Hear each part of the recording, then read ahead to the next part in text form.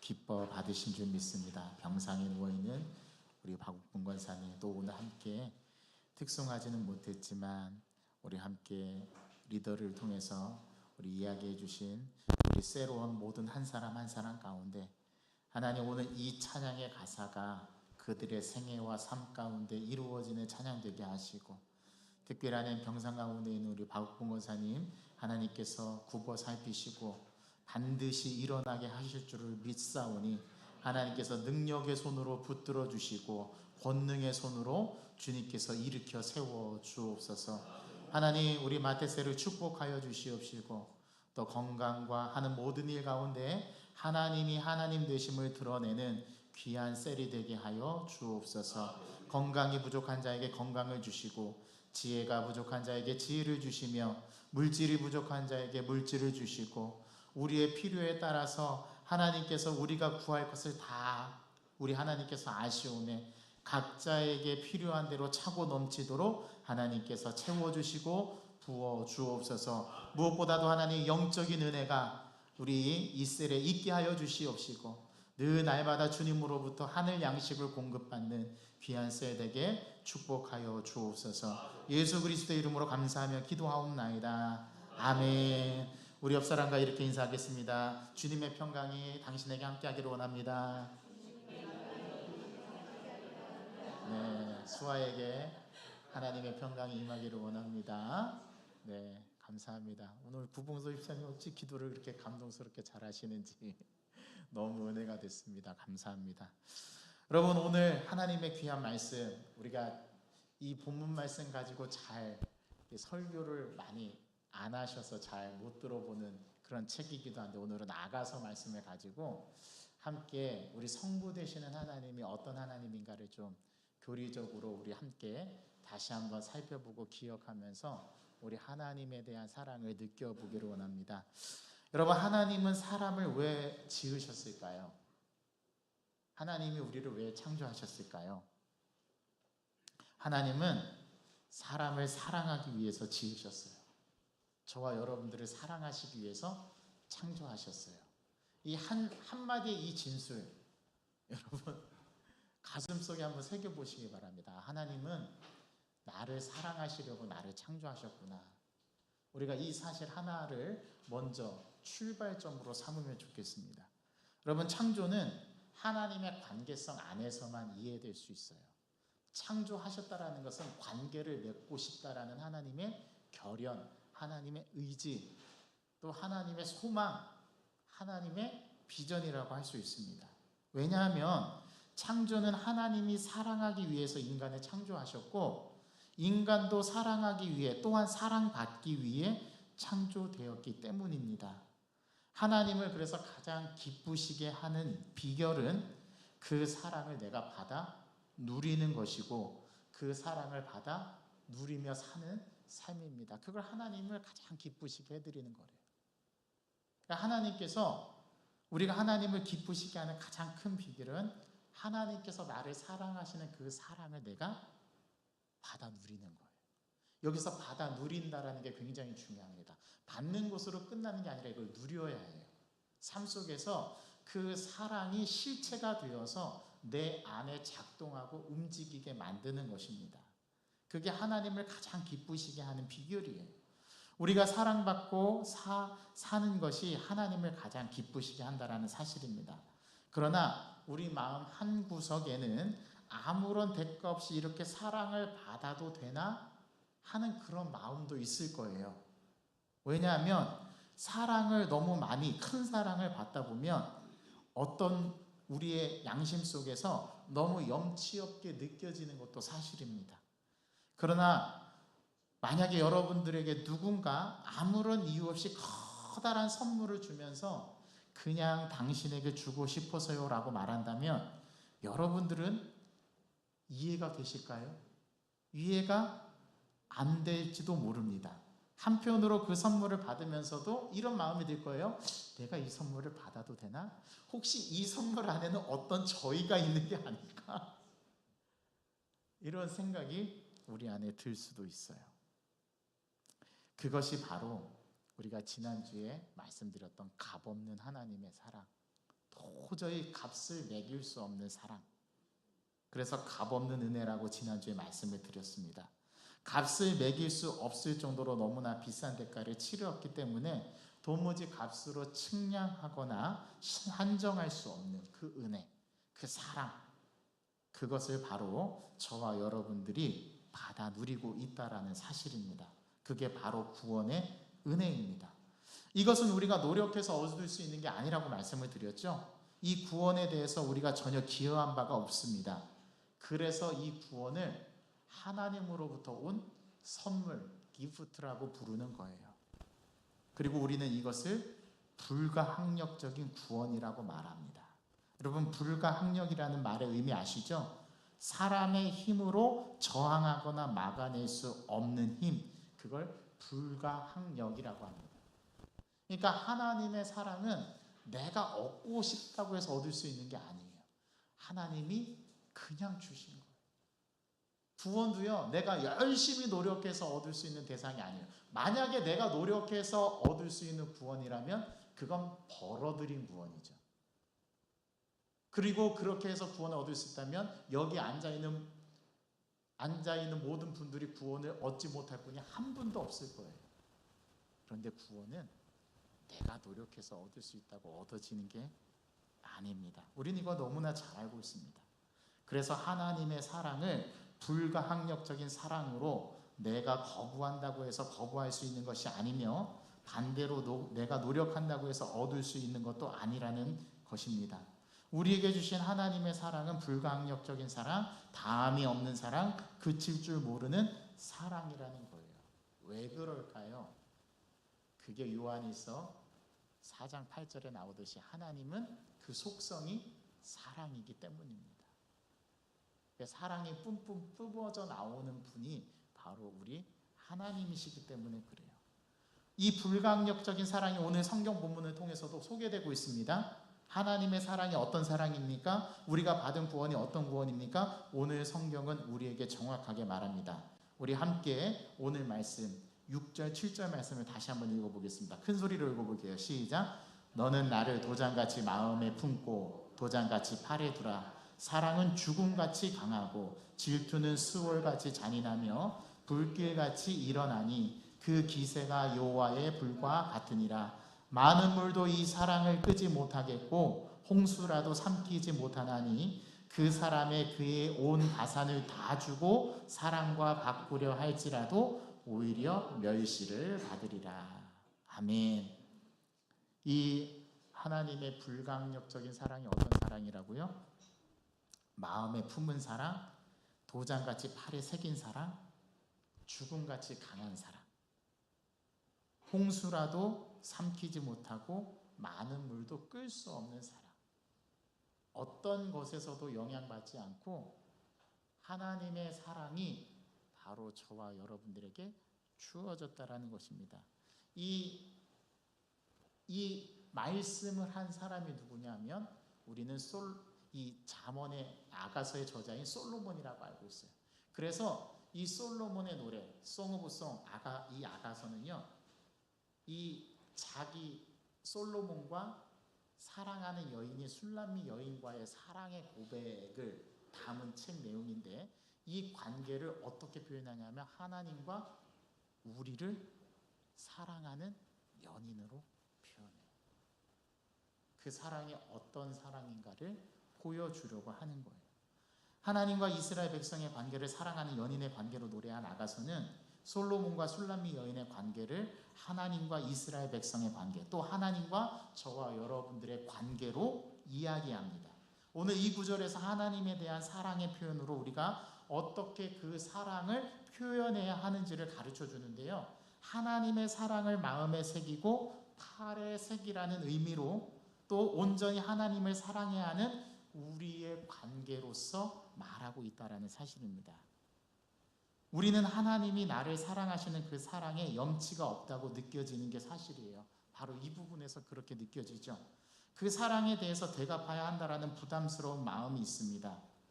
하나님이 나를 아무 이유 없이 사랑하시는 진짜 이유가 무엇일까 고민하며 씨름하는 사람들이 의외로 많습니다. 여러분들도 혹시 그러신가요? 하나님이 나를 도대체 왜 사랑하실까 고민되세요? 그 사랑, 왜 그렇게 나를 사랑하시는지 그 이유가 알고 싶으십니까? 그게 혹시 마음에 부담스럽게 다가오십니까?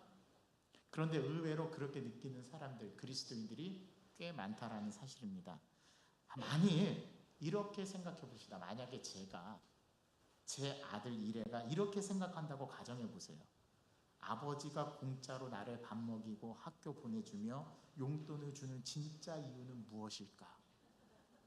이렇게 고민한다면 저는 매우 슬플 겁니다. 그죠? 아버지로서 이 아들에게 이런 말을 듣는다면 저는 매우 슬플 거예요. 또 맛있는 음식을 사주었더니 제 아들이 이렇게 말한다면 어떨까요? 아빠 부담됩니다. 얼마예요? 제가 갚겠습니다. 우리 더치페이 하죠? 다음번에는 그러지 마세요. 그러면 제 마음이 어떨까요? 제 마음이 아플 거예요. 그죠? 그런데 부모와 자식 간에 이렇게 말하는 부모와 자식은 없어요. 왜 그럴까요? 사랑이기 때문에 그렇습니다. 아빠가 아들을 사랑하고 아빠가 딸을 사랑하고 엄마가 아들을 사랑하고 엄마가 딸을 사랑하고 또 역으로 자녀가 부모를 사랑하기 때문에 그래요. 그래서 먹이고 입혀도 이렇게 말하지 않는 이유, 이것이 슬픔과 아픔으로 다가오지 않는 이유는 사랑하기 때문에 그렇습니다. 다행히도 제 아들은 이런 말을 저한테 한 번도 한 적이 없습니다. 부모와 자식 간의 사랑의 이유란 없기 때문에 그래요. 몇 년 전 인터넷 검색을 하다가 기사에서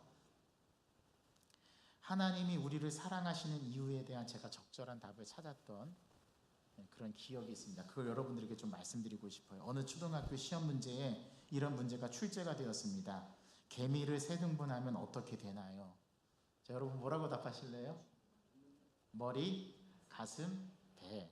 이렇게 답해야 돼. 이게 정답이잖아요. 그런데 한 초등학교의 아이의 기막힌 대답, 여러분 들어보십시오. 죽는다였습니다. 개미를 세 등분하면 어떻게 되나요? 그걸 묻는 게 아니었는데 이 초등학생은 죽는다라고 답을 썼대요. 여러분 너무 우스꽝스럽죠.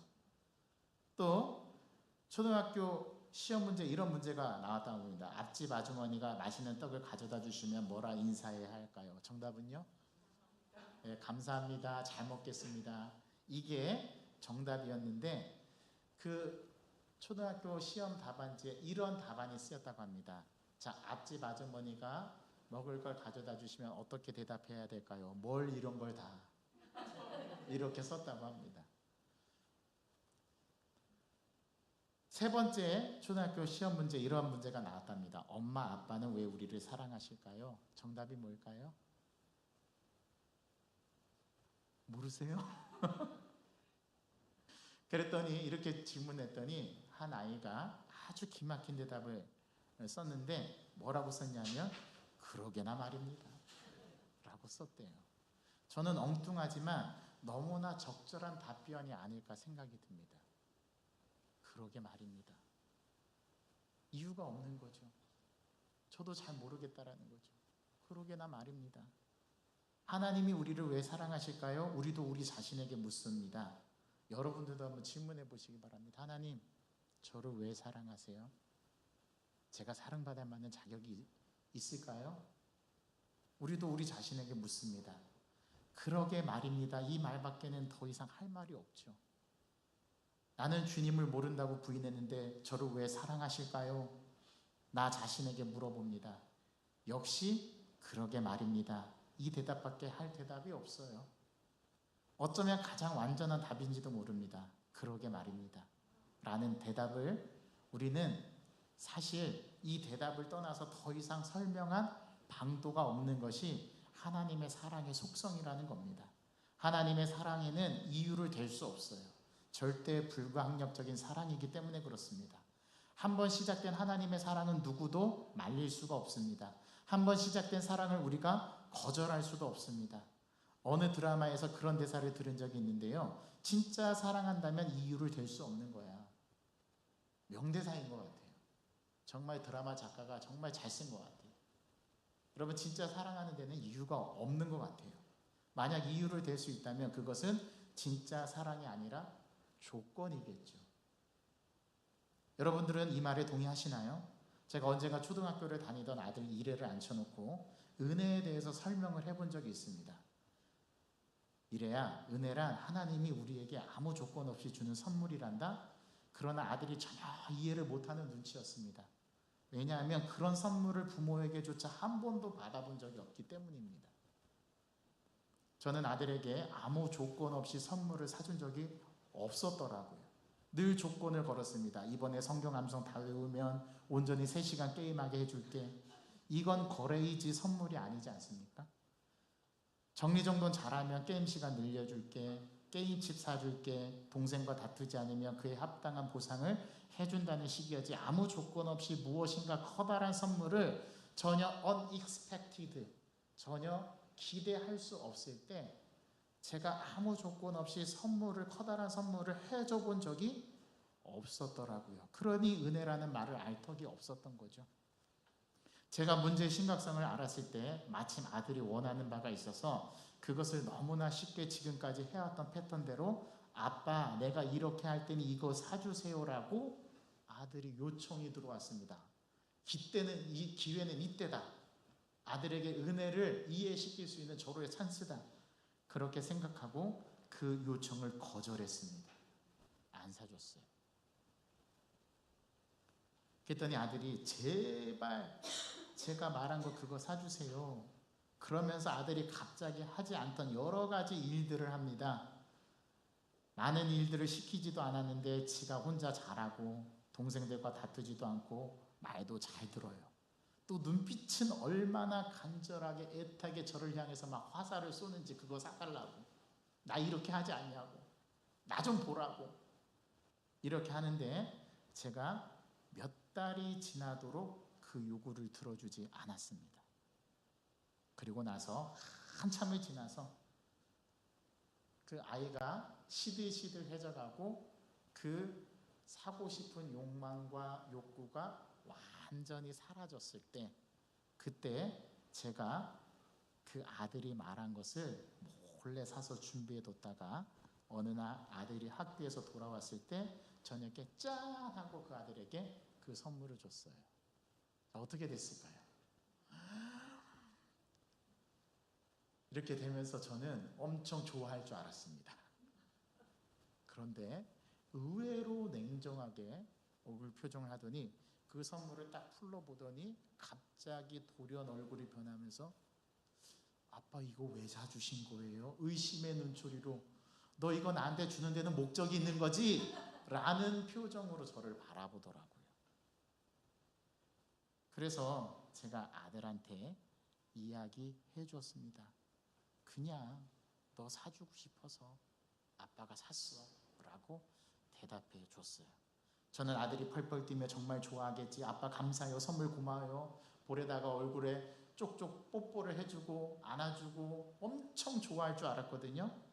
실제로는 안 그렇더라고요. 아들이 못 믿겠다라는 표정으로 아주 의아한 표정으로 묻는 것이었습니다. 아빠 이거 저 진짜 가져도 돼요? 이거 진짜예요? 이거 제 거예요? 근데 이거 왜 사주셨어요? 그냥 네가 사달라고 해서 그냥 사준 거야. 아빠가 너 사주고 싶어서 사준 거야. 그냥. 아들은 더 이상 이해가 안 된다라는 표정으로 선물을 받아들고는 방으로 쪼로록 들어갔습니다.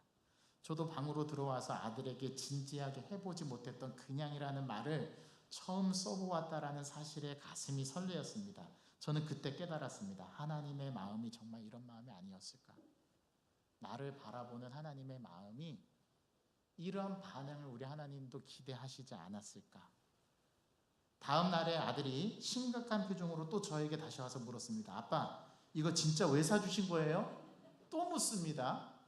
그래서 이번에는 제가 준비한 대답을 가지고 그 아이에게 말해주었습니다. 아무런 조건도 달지 않은 제 선물을 사준 아빠 때문에 밤새 이 아이가 불안해나 봅니다.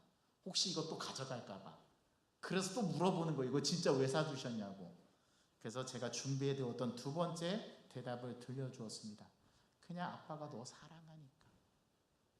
너 사랑하니까 아빠가 사준 거야. 그랬더니 아들이 그 말의 의미를 이해했는지 자신의 방으로 또 쪼로록 들어가 버렸습니다. 그리고 다음날 또 한 번 물어보면 이번에 필살기로 제가 이렇게 대답해야지 준비했는데 그 다음날은 안 물어보더라고요. 여러분, 제가 제 이야기를 해서 죄송하지만 우리 하나님의 사랑은 이와 같아요. 우리가 예수님을 영접하고 구원받은 후 하나님께 묻는 질문이 있습니다. 여러분들 다 똑같이 이렇게 기도하면서 고백하셨을 거예요. 하나님, 왜 나 같은 죄인을 사랑하고 용서하셨나요? 그러면 주님은 언제나 똑같이 대답하십니다. 그냥 너니까, 내가 너를 사랑하니까. 어때요? 여러분, 우리 하나님의 사랑이 느껴지십니까? 너를 사랑하니까, 너는 내 자녀이니까, 그래서 내가 너를 용서하고 그래서 내가 너를 사랑하는 거 아니겠니? 우리 주님이 이렇게 대답해 주시는 것입니다. 사실 이것도 우리 주님이 우리를 향하신 말로 표현되는 사랑일 뿐이에요. 그 사랑의 근원은 더 심오합니다. 그래서 우리는 우리의 존재 자체만으로 하나님이 우리를 사랑하신다라는 것, 사랑에는 아무런 이유도 없고 설명도 불가하다는 것, 그냥 나의 존재됨 자체로 하나님은 나를 사랑하신다라는 것. 그래서 지난주 말씀처럼 사랑에는 두려움이 없는 것입니다. 오늘 말씀처럼 많은 물도 이 사랑을 끄지 못하겠고 홍수라도 삼키지 못하는 것입니다. 하나님의 사랑이라고 하면 이를 반박하는 사람들이 들고 나오는 구약의 말씀이 있습니다. 정말 하나님이 그렇게 우리를 사랑하셨다면 왜 구약 말씀에 이방 족속과의 전쟁에서 승리했을 때 그 전리품인 동물과 사람을 모두 죽이라고 하신 하나님의 명령은 이거는 어찌 됨이냐라고 그 예를 들고 와서 말합니다. 그것을 우리는 헤렛 명령이라고 하는데, 어떻게 사랑의 하나님이 유아와 노인들과 임신한 여인까지 돌아보지 말고 죽이라고 명령했냐 하는 겁니다. 그런 하나님이 어떻게 사랑의 하나님이 될 수 있느냐 이겁니다. 또한 죄 없는 동물까지 죽이라는 처사는 너무 잔인한 하나님이 아니냐라는 말입니다.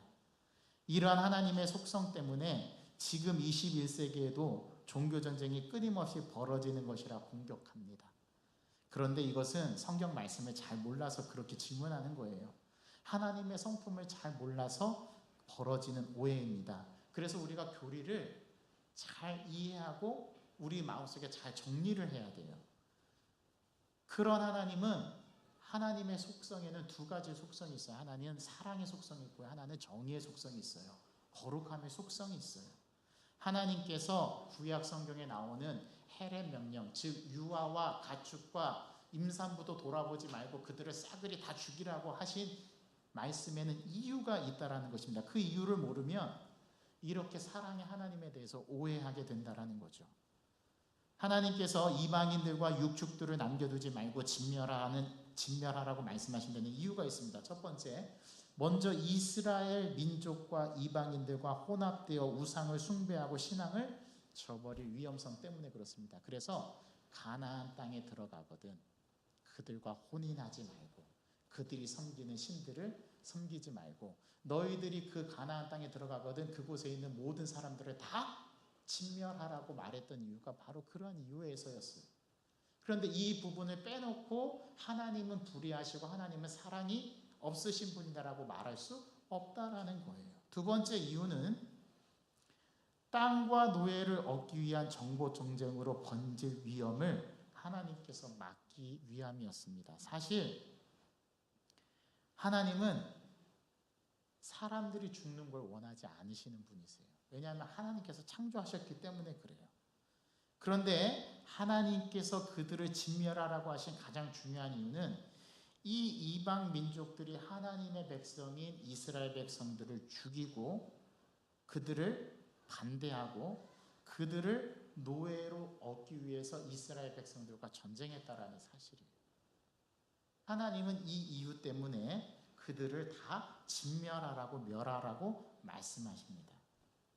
구약 당시에 벌어졌던 거의 대부분의 전쟁은 영토와 노예를 얻기 위한 전쟁이었어요. 그러나 하나님은 소유를 얻기 위한 전쟁을 반대하셨어요. 오히려 소유를 위해 사람이나 동물을 죽이는 것을 허락하지 않으셨다 이 말입니다. 신앙적이고 하나님과의 속성과 관련된 이유로 벌어지는 영적 전쟁만 하나님은 허락하셨어요. 중요한 점은 이러한 이유에도 하나님의 사랑이 깃들어 있다라는 사실입니다. 왜 그러냐 하면 사람들이 소유를 위한 전쟁만 하지 않아도 대부분의 인류의 전쟁은 피할 수 있다라는 것을 하나님께서 이미 잘 알고 계셨기 때문입니다.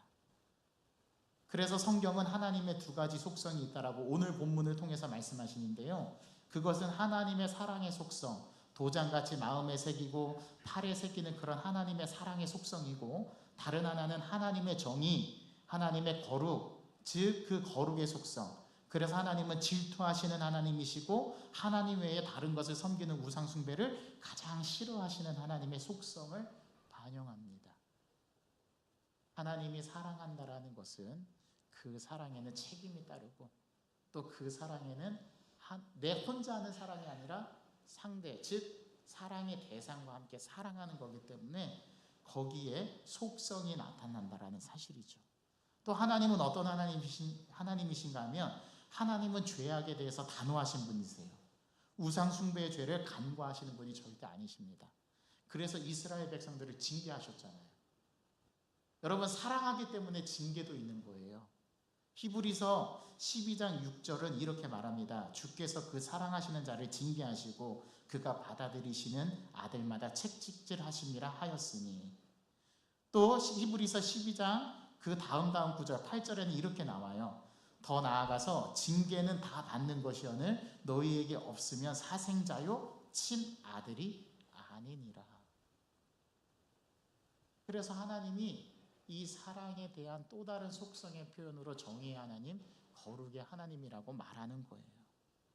우리는 하나님을 지식으로, 우리 지식으로, 이성으로 모두 파악하는 것은 불가능합니다.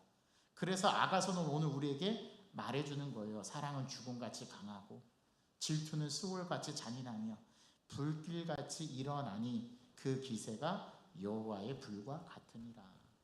하나님의 두 가지 속성을 동시에 우리에게 가르쳐 줍니다. 이것이 바로 우리 하나님이세요. 우리가 믿는 믿음의 대상, 신앙의 대상인 하나님이라 이 말입니다. 이런 하나님은 우리는 지식으로 다 파악할 수 없어요. 인정하십니까? 우리가 아무리 지식을 동원해도 그 무한하신 하나님, 무한대이신 하나님을 다 파악하는 것은 불가능해요. 이걸 빨리 깨달아야 됩니다. 그래서 내가 아는 하나님이 다라고 생각하시면 안 돼요. 내가 경험한 하나님이 다라고 생각하시면 안 돼요. 왜냐하면 내가 경험해보지 못한 것을 다른 사람에게 계시하시고 나타내실 수 있는 분이 하나님이시기 때문에 그래요. 그래서 이성으로 하나님을 모두 파악하는 것은 불가능합니다. 그러나 하나님은 우리에게 최소한의 하나님을 알고 하나님을 이해할 수 있도록 그 길을 열어놓으셨어요. 그리고 그 깊이에 도달할 수 있는 길도 열어놓으셨어요. 그게 예수 그리스도의 십자가 사랑이고요. 그게 성령 하나님께서 시공간을 초월해서 나에게 역사하시는 성령 하나님의 은혜입니다. 그 성령 하나님은 예수님의 사랑을 우리가 느끼게 하고 깨달아 알게 하시고 그 깊이를 우리가 이해할 수 있는 언어로 우리에게 가르쳐 주세요. 그래서 계시해 놓으신 말씀이 우리에게 주어진 성경 66권의 말씀입니다. 완전한 계시. 이 계시 외에는 하나님께서 더 주신 게 없어요. 목사님, 그리고 우리 삶 속에서 우리를 날마다 이끌어 가시고 계시해 주는 건 뭔가요? 그게 성령 하나님의 사랑이에요. 은혜예요. 또 다른 계시가 있는 게 아니라 이미 성경을 통해서 우리에게 가르쳐 주신 바를 깨닫게 하시는 거죠. 우리는 그 하나님의 사랑에 대해서 오늘 이 야가서 말씀에 집중할 필요가 있습니다. 그리고 우리에게 불가항력을 알게 하셔서 우리에 대한 하나님의 사랑이 무엇인지를 오늘 또 가르쳐 주시고 말씀하세요. 우리 하나님 아버지는 그런 분이셨던 거예요. 그 사랑을 다 표현하는 것은 불가능합니다. 그리고 다 아는 것도 불가능해요. 우리는 이것을 언제 다 알게 되냐면 마지막 주님 오실 때에, 그때는 우리가 얼굴과 얼굴을 마주대야 하고, 즉 예수님과 나와의 얼굴을 마주대야 하고, 그때는 지금은 부분적으로 알지만, 지금 다 모르지만 그날에는 완전하게 깨닫게 될 겁니다. 그 지식이 우리 안에 확 들어오게 될 거예요. 그걸 이미 우리 하나님은 말씀하여 주셨어요. 우리 하나님 아버지의 사랑, 다함이 없는 사랑, 불가항력적인 사랑, 이번 한 주도 경험하면서 사는 우리가 되기를 원합니다. 이 하나님의 사랑을 맛보아야만 우리가 그 사랑의 깊이와 넓이와 크기와 높이를 알게 돼요. 그리고 그 사랑으로 나도 사랑을 흘려줄 수 있는 그 사랑의 유통업자가 됩니다. 여러분, 이번 한 주간 동안에 이 하나님의 사랑을 듬뿍 받아 누리기를 바라고, 그 하나님의 기쁨이 저와 여러분들의 삶에 충만하게 있기를 간절히 소망합니다. 오른쪽에 우리 한번 서로 옆 사람과 짝을 지어 보겠습니다. 오른쪽에 있는 사람이 이렇게 질문하고 왼쪽에 있는 사람이 이렇게 답할 거예요. 오른쪽에 있는 사람은 이렇게 질문해 주세요. 하나님이 당신을 왜 사랑하나요? 이렇게 질문하면 왼쪽에 있는 분이 이렇게 대답해 봅시다. 그러게 말입니다. 한번 해보시겠어요? 시작. 대답은요? 그러게 말입니다. 자, 이번에 바꿔서 우리 왼쪽에 있는 사람이 질문해 보세요. 당신은 왜 사랑하나요? 오른쪽에 있는 분이 대답해 보세요. 그러게 말입니다. 예. 잘하셨습니다. 자, 여러분들에게 묻습니다. 하나님이 우리를 왜 사랑합니까? 그러게 말입니다. 그러게 말입니다. 자격도 없는 나를 그러게 말입니다. 이렇게 사랑해 주시니 감개무량할 뿐이죠. 여러분, 이 은혜가 저와 여러분들을 사로잡고 이 하나님의 은혜로 한 주를 충분히 살아내는, 그리고 하나님의 사랑으로 살아내는 저와 여러분 되기를 간절히 소망합니다. 하나님, 우리가 하나님의 사랑을 늘 말로 표현합니다. 그리고 그 사랑을 늘 끊임없이 이야기합니다. 그러나 그 사랑의 깊이와 그 사랑의 넓이와 그 사랑의 크기와 그 사랑의 높이는 우리가 말한 것만큼 알고 있는지는 우리 안에 스스로 물어볼 수밖에 없습니다.